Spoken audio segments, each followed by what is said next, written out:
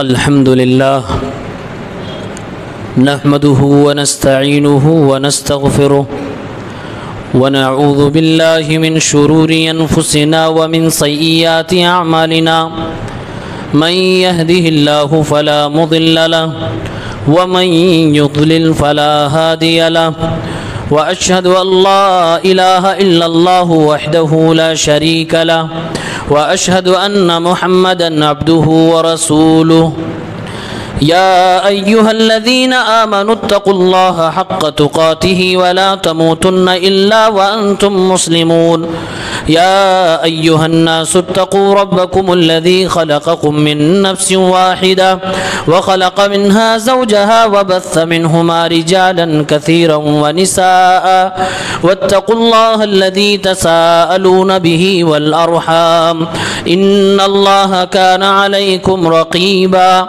يا أيها الذين آمنوا اتقوا الله وقولوا قولا سديدا يصلح لكم أعمالكم ويغفر لكم ذنوبكم ومن يطع الله ورسوله فقد فاز فوزا عظيما أما بعد فإن خير الحديث كتاب الله وخير الهدي هدي محمد صلى الله عليه وسلم وشر الأمور محدثاتها وكل محدثة بدعة وكل بدعة ضلالة وكل ضلالة في النار أعوذ بالله من الشيطان الرجيم بسم الله الرحمن الرحيم قتل أصحاب الأخدود النار ذات الوقود إذ هم عليها قعود وهم على ما يفعلون بالمؤمنين شهود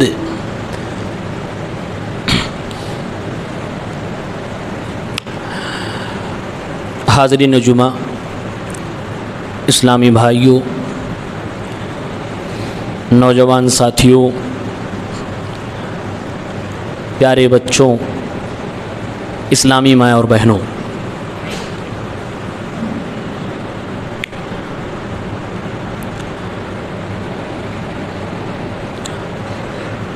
ہمارے نبی صلی اللہ علیہ وسلم نے مکہ کے اندر اپنا نبوی مشن جاری کیا، ساری کیا، لوگوں کو اللہ کی طرف بلاتے رہے۔ تھوڑے بہت لوگوں نے مانا، کئیوں نے بغاوت کی، انکار کیا، آپ کو جسمانی، روحانی، نفسانی تکلیف پہنچانے کی کوشش کی اور آپ کو خوب ستایا۔ یعنی ایک غم کا ماحول، ڈر کا ماحول مکۃ المکرمہ میں بن گیا۔ جب کوئی قوم کسی قوم کو کمزور سمجھ کر اس کو جڑ سے ختم کرنے کے لیے پوری طور سے آمادہ ہو، پھر اس کمزور قوم کی حالت کیا ہوتی ہے، وہ اللہ کے نبی صلی اللہ علیہ وسلم کی ابتدائی دور کو پڑھنے اور دیکھنے کے بعد سمجھ میں آ جاتا ہے۔ لیکن قابل تعریف بات یہ ہے کہ ایسے میں اللہ تعالیٰ اپنے نبی کو کس بات کی تلقین کر رہا ہے اور کیسے اپنے نبی صلی اللہ علیہ وسلم کے دل کو مضبوط کر رہا ہے اور مسلمانوں کو سمجھانے کے لیے، استقامت اختیار کرنے کے لیے، اسلام پر باقی رہنے کے لیے اللہ جب سمجھا رہا ہے تو کیسے سمجھا رہا ہے۔ آج وہی تعلیمات جو ربانی تعلیمات ہیں، جو مکہ کے کمزور مسلمانوں کی تسلی کے لیے، ہمارے نبی صلی اللہ علیہ وسلم کو ڈھارس دینے کے لیے قرآن کریم میں اتاری گئیں، نبی پاک صلی اللہ علیہ وسلم کو بتائی گئیں۔ ایسے حالات میں ہم کو بھی یہ سب سننا چاہیے اور جاننا چاہیے۔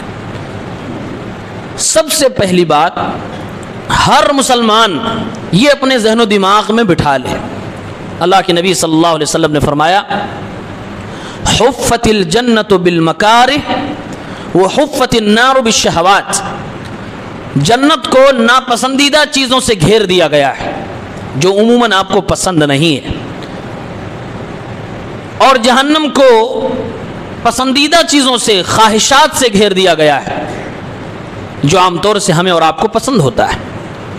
معلوم یہ ہوا کہ جنت کو پانے کے لیے بہت ساری ناپسندیدہ چیزوں کو برداشت کرنا پڑے گا، اس کو چھوڑنا پڑے گا، اور جہنم میں جانے والے بہت سے ایسے لوگ ہوں گے جو ظاہری پسند کو دیکھتے ہوں گے اور خواہشات کے مطابق چل کر اور اپنی منمانی کر کے جہنم رسید ہو جائیں گے۔ اور ایک دوسری حدیث میں ہمارے نبی نے فرمایا کہ دنیا ایک مومن کے لیے قید خانہ ہے اور ایک کافر کے لیے یہ دنیا جنت ہے۔ الدنیا سجن المؤمن و جنت الکافر، یہ دو بنیادی حدیثیں، دونوں کا ایک سیم میسج ہے، اور ساتھ میں قرآن کی ایک آیت ملا لیجئے جس میں اللہ تعالیٰ بارہا کہتا ہے میرے بندو تمہیں پیدا کیا صرف اپنی عبادت کے لیے، ساتھ میں عقیدہ آخرت ملا لیجئے۔ یہ چاروں چیزیں جب آپ سامنے رکھیں گے تو دل سے ایک آواز آئے گی، یہ دنیا ہے، زیادہ سے زیادہ 60 سے 70 سال کی زندگی ہے، پھر ہمیں جانا ہے ایسی زندگی کی طرف جس زندگی کی کوئی انتہا نہیں ہے، جہاں موت کو بھی موت آ جائے گی۔ جنت میں جانے کے بعد کسی کو موت نہیں، جہنم میں جانے کے بعد کسی کو موت نہیں ہے، کوئی حساب ہی نہیں ہے کہ کتنے دنوں تک زندہ رہنا ہے، اور زندہ ہی رہنا ہے۔ یہ خیالات اگر دل میں بنے رہیں، آپ پر تابڑ توڑ چاروں طرف سے مشکلیں آ جائیں، یہیں سے امید کی کرن نکل کے آئے گی اور ایک عقیدہ بنے گا دنیا ہی تو ہے، 60 سے 70 سالہ زندگی ہے، کیا ہوگا، ختم ہو جائے گی، اس سے زیادہ کیا ہو سکتا ہے ہمارا۔ یہ اسلام اسی لیے ساری چیزوں کو بتلاتا ہے۔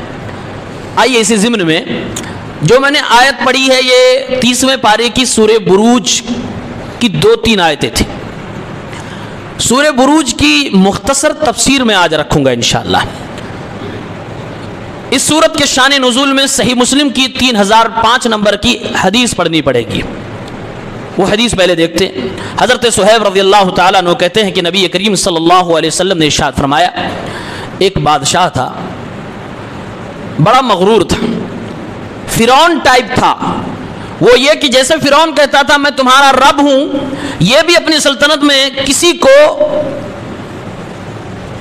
اپنے علاوہ دوسرے کو رب ماننے کے لیے راضی نہیں تھا۔ اگر پتہ چل جائے کہ یہ مجھے چھوڑ کر کسی اور کو رب مانتا ہے تو سزائیں دیا کرتا تھا۔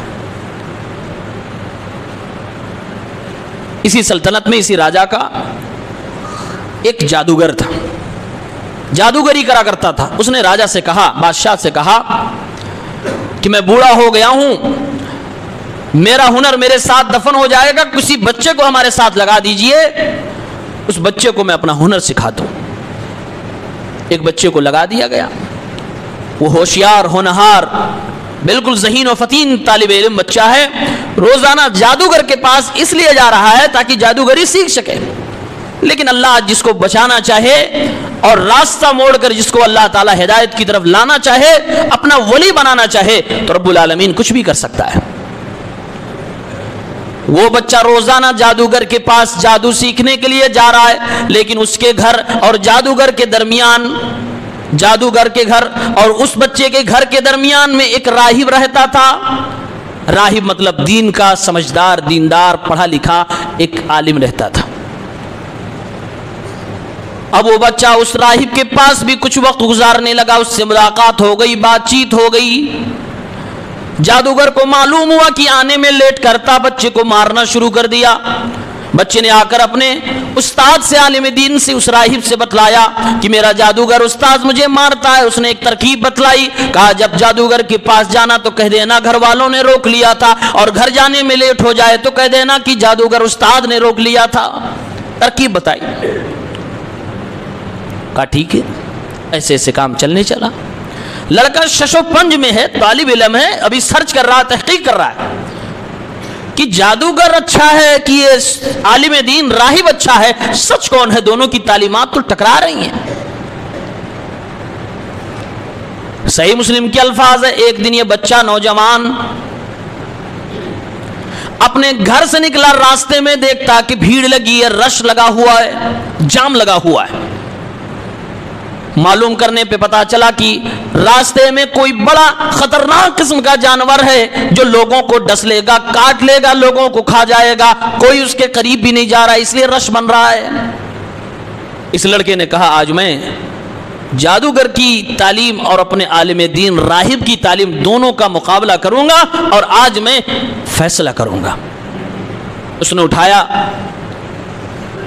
ایک پتھر اور اس کے بعد کہتا ہے اے اللہ رب العالمین، اگر استاذ عالم دین سچ ہے اور حق ہے تو اس پتھر کے ذریعے سے اس جانور کو موت دے دینا، اور اگر یہ جادوگر حق اور سچ ہے تو موت نہ دینا۔ اور یہ کہہ کر اللہ کا نام لے کر اس نے وہ پتھر پھینکے، جانور کو لگے اور جانور مر گیا۔ لوگ اپنے اپنے گھر چلے گئے، راستہ خالی ہو گیا، جام ختم ہو گیا۔ اب بچے کو تو یقین ہو گیا کہ میری دعا قبول ہو گئی، میں نے جو تجربہ کیا تو اللہ کی طرف سے مجھے یہ گائیڈ لائن مل گئی کہ یہ عالم دین، یہ راہب ہی جو بتا رہا ہے سچ ہے، وہ جادوگر کی تعلیمات جو ہیں وہ غلط ہے۔ اب یہ اپنے استاذ اسی عالم دین کے پاس جاتا ہے اس واقعے کے بعد اور کہتا ہے استاد جی آج میرے ساتھ ایسا ایسا واقعہ پیش آیا، راستے میں ایسا ایسا ہوا، میں نے ایسا ایسا کیا۔ استاد سمجھ گیا اور اس نے کہا کہ اے میرے شاگرد رشید، آج کے دن سے لے کر تم مجھ سے بھی زیادہ افضل ہو گئے ہو، مجھ سے زیادہ اللہ کے قریبی ہو گئے۔ مجھے معلوم ہو گیا کہ تم جس لیول تک، جس ولایت کے درجے پہ پہنچ چکے ہو مجھے دکھ رہا ہے۔ اب آج کے بعد سے تمہیں آزمایا جائے گا، تمہاری زندگی کی آزمائش شروع ہو جائے گی، تمہیں طرح طرح سے ستایا جائے گا، اس پریشانی کے لیے، آزمائش کے لیے تیار رہنا۔ اور یاد رکھنا میرے شاگرد، جب بھی کوئی تم سے پوچھے تم آزمائے جاؤ، تمہیں سزائیں دی جائیں تو میرا پتہ کسی کو نہ دینا، میرا ایڈریس کسی کو نہ دینا، میرا نام کسی کو نہ بتانا۔ ٹھیک ہے۔ اب تھوڑے ہی دنوں کے بعد اس کی دعا کے چرچے ہو گئے، لوگوں نے اپنی آنکھوں سے دیکھا تھا، پتھر ایک بچے نے مارا، جانور ختم ہو گیا۔ کوڑھ کے مرض، پیدائشی اندھے پن کے مرض اس کے چھونے سے صحیح ہو جاتے تھے، یہ اللہ رب العالمین کی طرف سے اللہ تعالیٰ نے اس کو عطا فرمایا تھا۔ اس کا چرچا راجہ کے محل تک ہو گیا، بادشاہ کے محل تک ہو گیا، اور بادشاہ کا ایک بہت قریبی وزیر تھا، وہ بیمار تھا، اس کی آنکھوں کی بینائی ختم ہو گئی تھی، وہ اسی بچے کے پاس آیا اور خوب تحفے تحائف، خوب انعامات و اکرامات لے کر آیا اور کہا کہ یہ دیکھ رہے ہو جو کچھ خزانے ہیں تمہیں دے دیے جائیں گے اگر تم مجھے شفا دے دو۔ بچہ توحید پرست ہے، مریض عام طور سے ڈاکٹر سے ایسا کہتا ہے آپ مجھے ٹھیک کر دیجئے، مہما کی قیمت دوں گا۔ روحانی علاج کرنے والے لوگوں سے کہتا ہے دعا دم کر دیجئے، ٹھیک کر دیجئے مجھے، میں آپ کو مہما کی قیمت دوں گا۔ یہ جملہ انتہائی زیادہ غلط ہے، یہ شرک پہ مبنی جملہ ہے۔ فوراً اس بچے نے اس کو ٹوکا اور کہا اے مریض، میں اللہ کی قسم شفا کسی کو نہیں دیتا ہوں، شفا تو اللہ رب العالمین دیتا ہے، میں صرف دعا کرتا ہوں، میرے بارے میں کسی طرح کا یہ عقیدہ نہ پالنا کہ شفا میں دے رہا ہوں، شفا اللہ دیتا ہے۔ ہاں اگر تمہیں اپنی بیماری سے چھٹکارا چاہیے، ایمان لے آؤ، کلمہ پڑھ لو، اللہ رب العالمین کو اپنا رب مان لو، میں اللہ سے دعا کروں گا، اللہ تعالیٰ ضرور تمہیں شفا دے دے گا۔ اس نے ایمان قبول کر لیا اور اس بچے نے دعا کی، اللہ رب العالمین نے اس کی دعا کی وجہ سے اس کو شفا دے دی، وہ شفا یاب ہو گیا، محل کے اندر واپس پہنچا۔ اور جب راجہ نے دیکھا یہ تو کل تو اندھا تھا، آج کیسے ٹھیک ہو گیا؟ پوچھا کس نے تم کو شفا دی ہے؟ اس نے کہا اللہ نے مجھے شفا دی ہے۔ فوراً وہ بادشاہ غصے سے تل ملا اٹھا اور کہا میرے علاوہ بھی کیا تمہارا کوئی رب ہے؟ اس نے کہا ہاں ایک بچہ ہے، وہ ایک رب کی دعوت دیتا ہے جس کو اللہ کہتا ہے، اور اسی اللہ پر میں ایمان لے آیا ہوں۔ اب بادشاہ حیران و پریشان ہو گیا کہ کوئی اور ہے جو کسی اور رب کی دعوت دے رہا ہے، میرے خلاف بغاوت کا پرچم بلند کر رہا ہے، میں اسے زندہ چھوڑوں گا نہیں۔ اب اس کو بھی سزا دینی شروع کر دی گئی، اتنی سزا دی گئی، اس وقت تک اس کو سزا دیا گیا جب تک کہ اس نے اس بچے کا پتہ نہیں دے دیا، ایڈریس نہیں دے دیا۔ اس نے بچے کا ایڈریس دے دیا، بچے کو پکڑا گیا، اس کو بھی سزائیں دینی شروع کر دی گئی جب تک کہ بچے نے اپنے استاذ راہب کا پتہ نہیں دے دیا۔ تینوں کے تینوں پکڑے گئے۔ اب بادشاہ اپنے آدمیوں کو لگاتا ہے اور کہتا ہے ایک ایک سے پوچھو اور ان سے کہو تم اپنے دین سے پلٹ آؤ، مرتد ہو جاؤ، جو تم ایک اللہ پر ایمان لے آئے ہو اس کو چھوڑ دو اور مجھے اپنا رب مان لو، تمہیں چھوڑ دیا جائے گا۔ अपने उस वजीर को जो ईमान ले आया था उसे कहा गया कि तुम छोड़ दिए जाओगे अगर तुम मुर्तद हो जाओ, वरना तुम्हें मार दिया जाएगा। उसने कहा मैं अपने दीन से बगावत नहीं कर सकता, मैं मुर्तद नहीं हो सकता। हदीस के अल्फाज हैं, उसके सर के बीचों बीच में एक बड़ी सी आरी लाई गई और उसके जिस्म के आधे हिस्से के ऊपर से उसको चीर के 2 हिस्सों में टुकड़ा कर दिया गया। जमीन उसके सर से लेकर पैर तक उसको 2 टुकड़ों में काट दिया गया। अब उसके बाद उस उस्ताद की बारी आती है जो आलिम दीन था, जिसने पढ़ाया और लिखाया था। उसको भी यही कहा गया कि तुम छोड़ दो अपना दीन वरना तुम्हें मार दिया जाएगा। उसे भी कत्ल कर दिया गया, उसे भी 2 टुकड़ों में काट के रख दिया गया। वो सर के बीचों बीच हिस्से में वो छुरी रख के उसको ज़बाह कर दिया गया। अब वो तीसरा जो था वो बच्चा था। बादशाह सोच रहा था एक बच्चे को मारूंगा तो मेरी सल्तनत मुझे बुरा मानेगी, तो अपने आदमियों के हवाले कर दिया। कहा ले जाओ इस बच्चे को पहाड़ की बुलंदी पे ले जाओ, वहां उसे ये बात कहना कि तुम अपने दीन को छोड़ दो। अगर ये मान गया तो ठीक, वरना वहीं से इसे धक्का दे के जमीन पे गिरा देना, मर जाएगा। लेके गए पहाड़ पे। पहाड़ पे जब उसके आदमी पहुंचते हैं, वो बच्चा दुआ करता है अल्लाहुम्मा कफिनीहिम बिमा शिता, ऐ अल्लाह रब्बुल आलमीन जिस चीज के जरिए से जैसे तू चाहे इन लोगों से निपट ले। ऐ अल्लाह मैं निहत्ता कमजोर हूं, ये लोग मुझे सता रहे हैं ईमान की वजह से। उसने ये दुआ की ही थी कि पहाड़ लरसने लगा और हिलने लगा, उस सब के सब लोग गिर गए। बच्चा सही सलामत वापस आ गया और वापस जाके बादशाह के सामने खड़ा हो गया। बादशाह कह रहा तुम तो गए थे, क्या हुआ? कहा अल्लाह रब्बुल आलमीन ने मेरी मदद की और आपके लोग मारे गए। फिर इसने कई लोगों को लगाया और कहा एक कश्ती बनाओ, कुरकुर कश्ती बनाओ, ऐसी कश्ती जो समंदर की गहराई में चली जाए और बीचों बीच समंदर में जाए, और वहां जाने के बाद इसको यही बात कहना, अगर मानता तो ठीक, वरना फिर इसको समंदर के अंदर फेंक देना। इस बार भी लोग ले गए। इसने फिर वही दुआ की अल्लाहुम्मा कफिनीहिम बिमा शिता, ऐ अल्लाह तू इनसे निपट ले, ऐ अल्लाह तू इनके लिए काफी हो जा। अल्लाह ताला ने बच्चे की दुआ फिर कबूल फरमाई और कश्ती डामक डोल हो गई, उसी समंदर में डूब गई। बच्चा अल्लाह के फजल करम से बच गया। फिर कुछ दिनों के बाद बादशाह के सामने जाकर खड़ा हुआ। बादशाह हैरान, ये बच कैसे जा रहा, लोग मारे जा रहे हैं। फिर उसने कोई नया फरमान जारी करना चाहा। बादशाह ने कहा, बच्चे ने कहा बादशाह सलामत, आप मुझे अगर मारना चाहते हैं तो दावा मेरा है कि आप मुझे मार नहीं सकते। मुझे मारना अगर है तो तरकीब मैं बताऊंगा, मेरी मौत की तरकीब मैं बता रहा हूं, आप अगर मारना चाहो तो मार सकते हो। कहा कौन सी तरकीब? परेशान था। एक तौहीद की दावत देने वाले बच्चे से पूरी सल्तनत लरज रही थी, पूरा बादशाह लरज रहा था। उस बच्चे ने कहा आप लोगों को एक लाइन में खड़ा कर दीजिए, जो भी आपकी रियाया है सबको एक मजमे, एक भीड़ में, एक जगह आप जमा कीजिए और मुझे सूली पे चढ़ाइए, मुझे लकड़ी पर खड़ा करके खूब ऊपर कीजिए, इसकी सब लोग उसे देखें। और उसके बाद ये है मेरी तीर और ये है मेरी कमान, मेरी तीर होगी, मेरा कमान होगा, लेकिन चलाने वाले आप होंगे। आप सीधे मेरे इसी कनपट्टी पर वार कीजिएगा, लेकिन हाँ आपको कहना पड़ेगा बिस्मिल्लाहि रब्बी हाज़ल वलद, अल्लाह के नाम से जिस बच्चे का रब है उसके नाम से मैं ये तीर चला रहा हूं, मुझे मारिएगा, मैं मर जाऊंगा, अल्लाह ताला मुझे मौत दे देगा। ये तरकीब है मुझे मारने की। बादशाह ने उस तरकीब पे अमल किया और बच्चे को मारा। सारा मजमा देख रहा, बिस्मिल्लाहि रब्बी हाज़ल वलद, इस बच्चे के रब अल्लाह रब्बुल आलमीन के नाम से मैं ये तीर चला रहा हूं। हदीस के अल्फाज है कान और आंख के बीच की जो जगह होती है, इसी जगह पे जाके वो तीर लगा। उस बच्चे ने अपने हाथ से वो तीर टच किया और उसको मौत आ गई, जमीन पे धड़ाम से गिर गया। सारा मजमा कहने लगा आमनतु बिरब्बि हाज़ल वलद, इस बच्चे के रब पर हम ईमान लाते हैं। सारा मजमा ईमान ले आया, सब लोग कलिमा पढ़ने लगे। उस बच्चे ने अपनी मौत को भी दावत का जरिया बना दिया और जाते जाते तौहीद की दावत दे गया, अपने मिशन में कामयाब हो गया। अब बादशाह के हवारियों मवारियों ने कहा आप जिस चीज के लिए उस बच्चे को मारना चाह रहे थे, मामला तो उलट गया, सारी जनता कलमा पढ़ने लगी है, आप क्या करेंगे, कैसे करेंगे? कहा मैं किसी को जिंदा नहीं छोड़ूंगा, गड़ा खुदवाया जाए। हदीस के अल्फाज हैं कि जो रोड उस जमाने का था, रोड के किनारे किनारे खूब गहरे गहरे गड्ढे, जितना गहरा वो खुदवा सकता था खुदवाया और कहा उसमें आग लगाई जाए।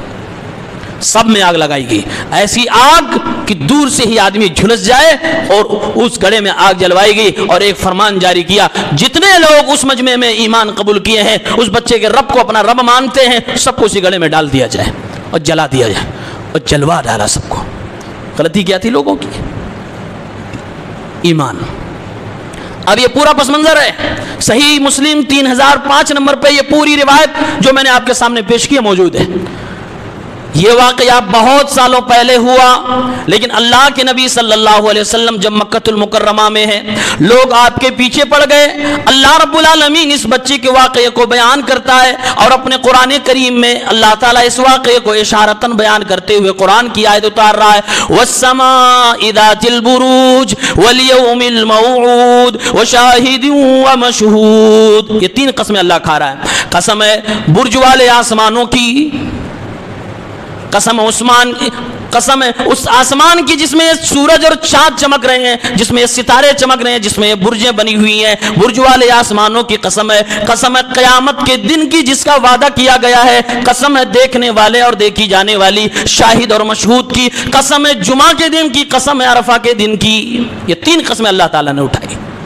اللہ قسم آسمان کی کیوں کھا رہا ہے؟ اس واقعے کو بتانے سے پہلے مفسرین نے لکھا ہے اس لیے کہ جیسے وہ روڈ کے کنارے گڑھا کھود کے آگ جلایا گیا تو آگ کے انگاروں سے پورا روڈ جگمگا رہا تھا. اللہ فرما رہا ہے تم نے آگ زمین پہ لگائی ہے، یہ آسمان میں دیکھو سورج کتنا دہک رہا ہے، یہ میری لگائی ہوئی سلطنت ہے، یہ میرا لگایا ہوا آگ ہے. اور آسمان کے ستاروں کو ذرا دیکھو تو صحیح، یہ بھی ایک طرح سے پرکاش اور روشنی بھیج رہے ہیں، لیکن یہ تمہارے فائدے کے لیے ہے. تم نے میرے بندوں کو جلانے کے لیے لگایا ہے. اور قسم ہے قیامت کے دن کا جس کا وعدہ کیا گیا ہے، آج جو تم نے ظلم کیا ہے اس کا حساب تم سے لیا جائے گا. اور قسم ہے جمعہ کے دن کی کہ جو بھی اس دن عمل کرتا ہے بندہ قیامت کے دن یہ جمعہ کا دن بھی گواہی دے گا. قسم ہے عرفہ کے دن کی جس دن سارے کے سارے لوگ اس میدان میں اکٹھے ہوتے ہیں سال میں ایک بار، اور قیامت کے دن اکٹھے ہوں گے. اللہ رب العالمین نے ان 3 چیزوں کی قسمیں کھائی اور اس کے بعد فوراً فرمایا قتل اصحاب الاخدود.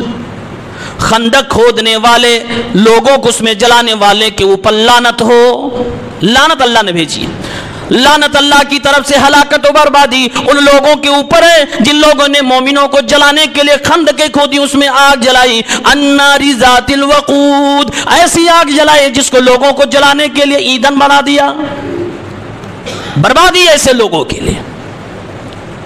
یہ کہا کس سے جا رہا ہے؟ نبی کریم صلی اللہ علیہ وسلم سے. اے نبی صلی اللہ علیہ وسلم، جیسے وہ لوگ ملعون ہیں ویسے قیامت تک جن لوگوں نے بھی مسلمانوں کو ستایا، مومنوں کو ستایا، وہ اللہ کی نگاہ میں ملعون اور لعنت کے مستحق ہیں.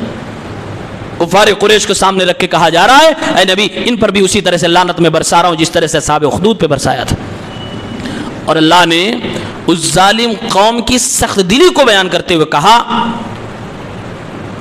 اذ هم علیہا قعود وهم علی ما یفعلون بالمؤمنین شہود.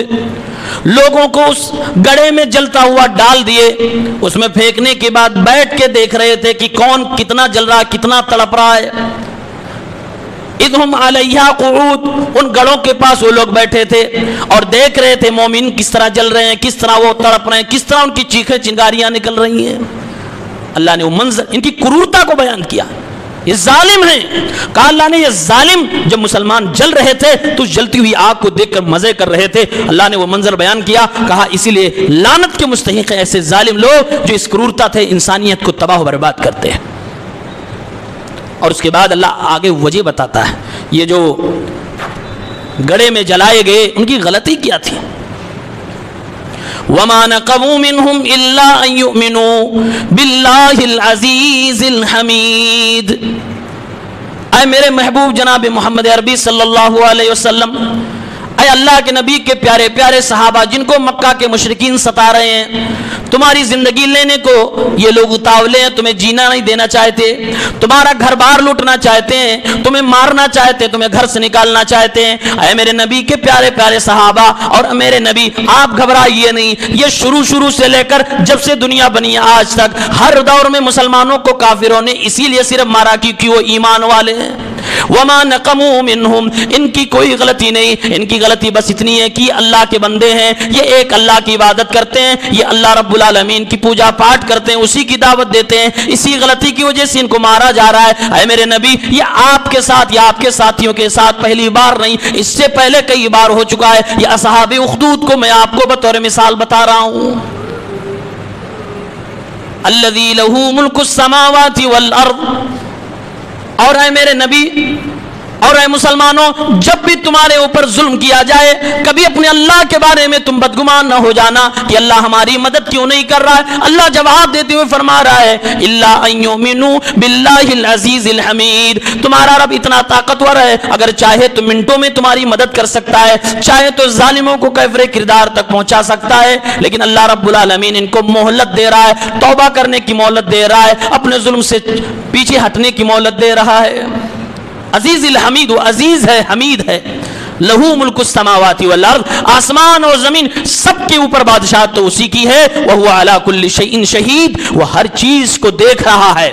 اللہ تعالیٰ نے مکے کے پس منظر میں اصحاب اخدود ان گڑے والوں کا واقعہ بیان کرتے ہوئے کہا اے میرے نبی آپ کو تسلی ہو جانی چاہیے, آپ کے ساتھیوں کو تسلی ہو جانی چاہیے. جو کچھ آپ کے اوپر مکے کی گلیوں میں ظلم ڈھایا جا رہا ہے, جو کچھ آپ کے ساتھیوں کے ساتھ کیا جا رہا ہے, کبھی یہ مت سوچئے گا کہ اللہ تعالیٰ آپ کو نظر انداز کر رہا ہے, اگنور کر رہا. نہیں, واللہ علی کل شیء شہید, اللہ سب کچھ دیکھ رہا ہے.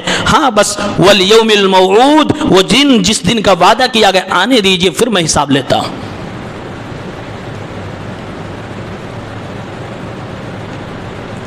آگے اللہ تعالیٰ نے فیصلہ کیا اور کہا ان الذين فتنوا المؤمنين والمؤمنات ثم لم يتوبوا فلهم عذاب جہنم ولهم عذاب الحریق.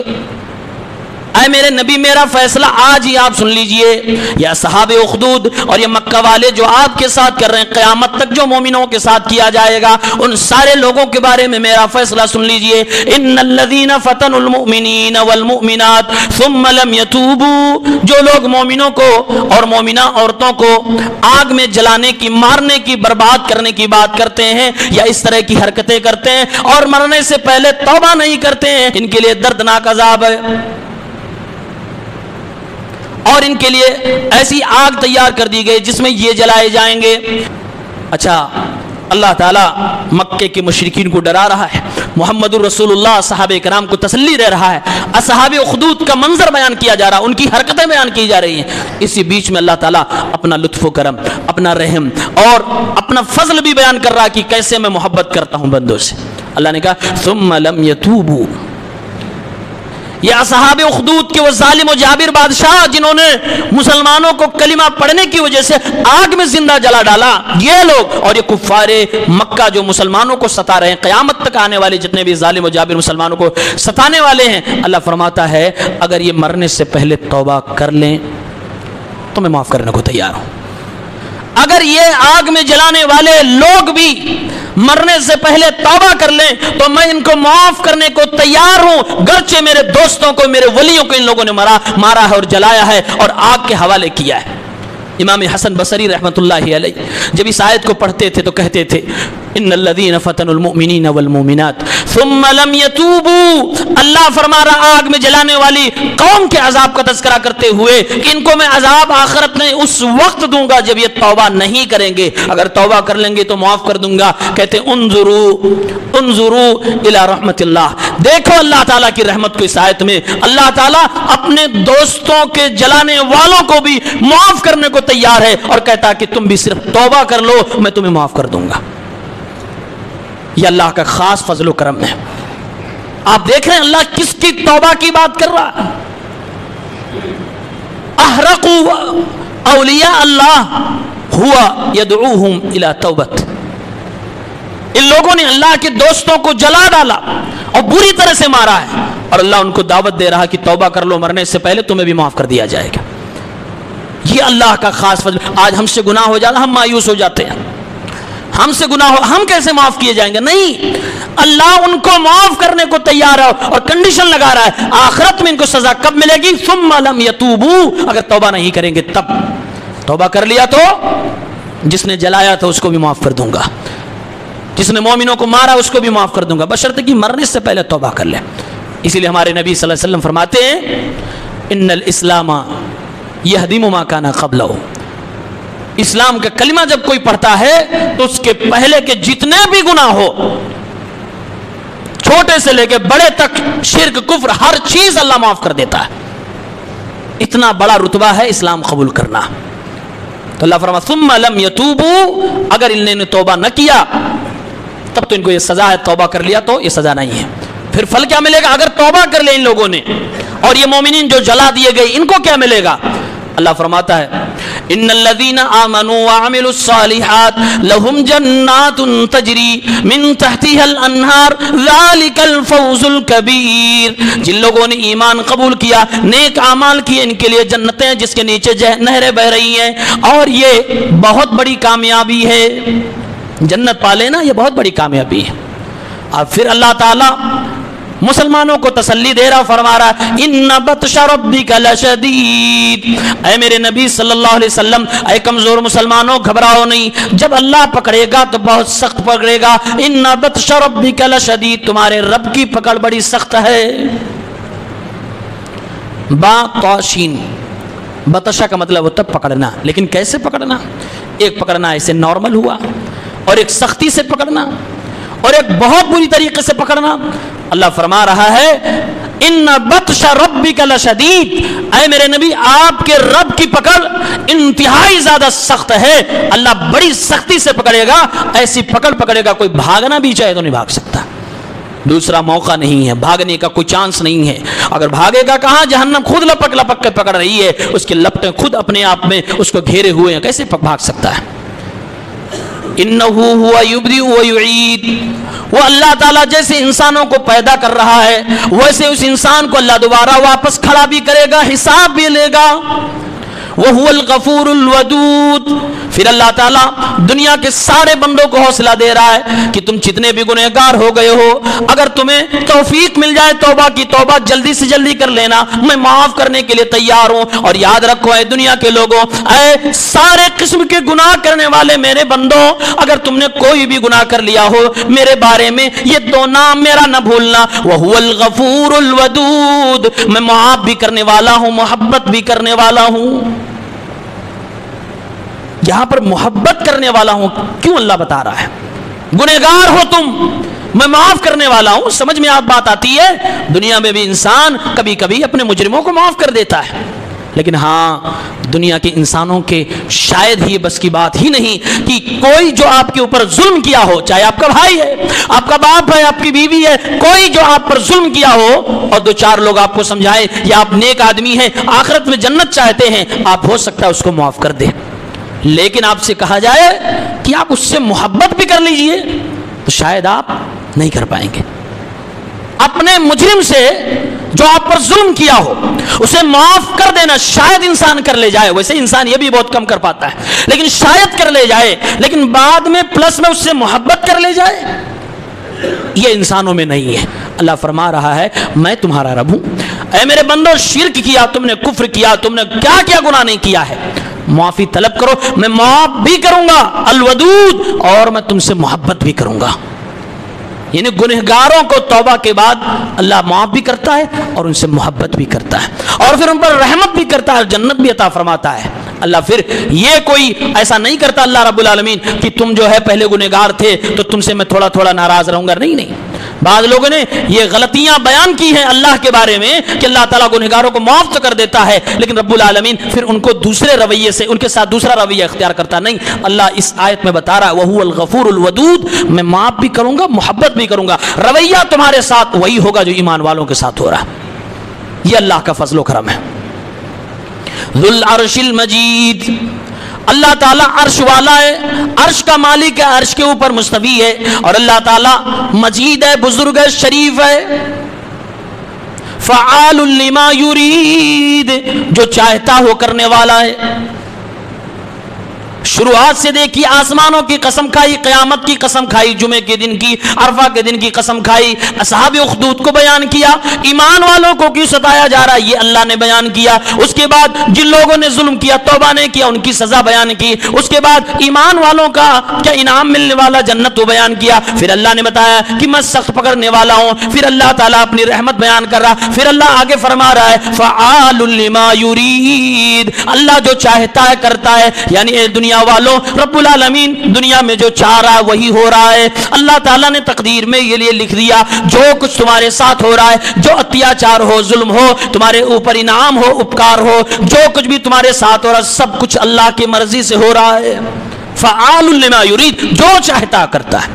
اللہ کے ارادے دو طرح کے ہوتے ہیں، ایک تو یہ کہ زمین میں جو کچھ ہو رہا وہ سب اللہ کے ارادے ہی سے ہو رہا، اس کو ارادہ کونیہ کہتے ہیں۔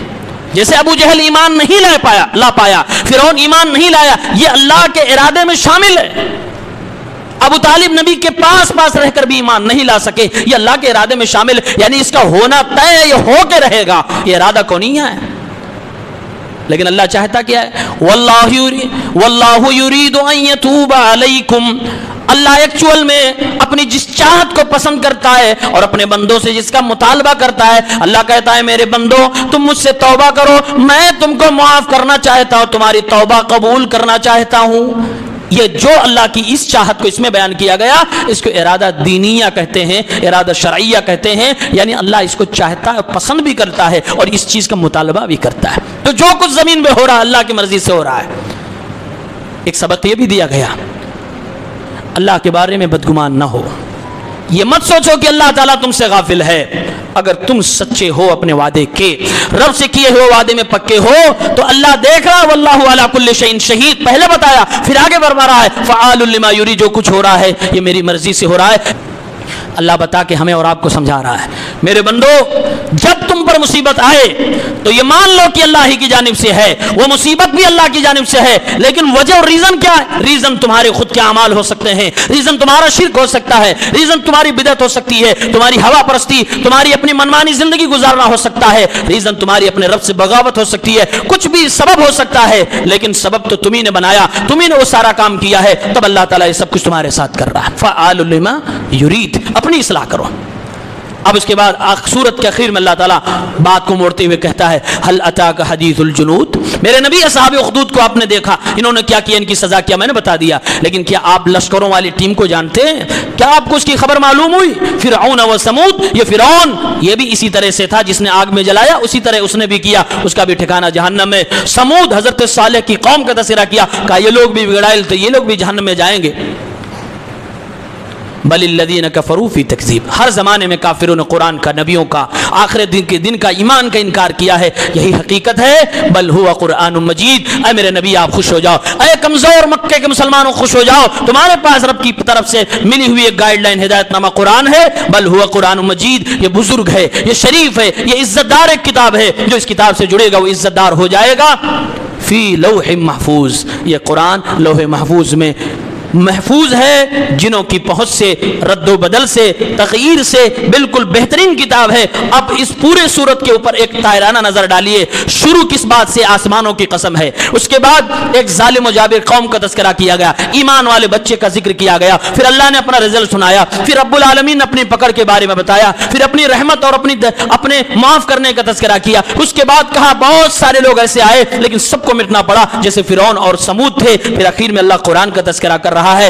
اے مسلمانوں، جب بھی تمہارے پاس مصیبت آئے، چاہے آسمانی مصیبت ہو، زمینی مصیبت ہو، نفسیاتی مسئلہ ہو، روحانی مسئلہ ہو، یہ قرآن کریم ہی جڑو گے تو تمہیں شفا ملے گی، تمہیں راحت ملے گی، تمہیں سکون ملے گا۔ قرآن سے جڑ کے رہو، یہ قرآن عزت دار ہے، یہ سیف ہے، محفوظ ہے، اس سے جڑو گے تو اللہ تمہیں بھی محفوظ کر دے گا، تمہاری بھی حفاظت کرے گا، لیکن اس کو چھوڑ دو گے پھر اللہ فرما دیکھ تو میں سب کچھ رہا ہوں، واللہ علی کل شیء شہید، میں سب کچھ دیکھ رہا ہوں، لیکن دیکھ رہا ہوں میں یہ بھی دیکھ رہا ہوں کہ یہ بندے جو آج کچلے جا رہے ہیں، دبائے جا رہے ہیں، کیا یہ میری مدد کے مستحق ہے بھی؟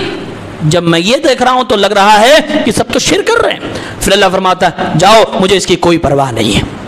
فرما اللہ میرے قرآن سے جڑو، میری تعلیمات پہ عمل کرو، میرے نبی کے فرمان سے جڑو، آؤ پھر میں تمہاری مدد کرتا ہوں، جیسے اس بچے کی مدد کیا، جیسے محمد رسول اللہ کی مدد کیا، محمد رسول اللہ صلی اللہ علیہ وسلم کے صحابہ کی مدد کیا۔ یہی اللہ کی سنت قیامت تک کے لیے ہے، اللہ اپنی سنتوں کو بدلتا نہیں ہے۔ ہمیں اور آپ کو ایمان والا بننے کی ضرورت ہے، قرآن سے جڑنے کی ضرورت ہے، اور ہمیشہ توحید اور سنت پہ گامزن رہنے کی ضرورت ہے۔ اور شروع میں جو میں نے بتایا، ان سب کے بعد بھی اگر آپ کی حالت نہیں بدل رہی ہے تو سمجھ لو آزمائش ہے، اس کا بدلہ جنت ہے، صبر سے کام لیں۔ رب العالمین سب کو، یہ زندگی تھوڑی سی ہے، ختم ہوگی، اس کے بعد ہماری انشاءاللہ آپ کی سب کی، ایمان والوں کی، توحید و سنت والوں کی، اللہ تعالیٰ دنیا بہتر بنائے گا، وہ آخرت کی زندگی ہوگی اور جنت ملے گی۔ اللہ تعالیٰ ہم سب کو جنت الفردوس میں ایک ساتھ جمع فرمائے، آمین۔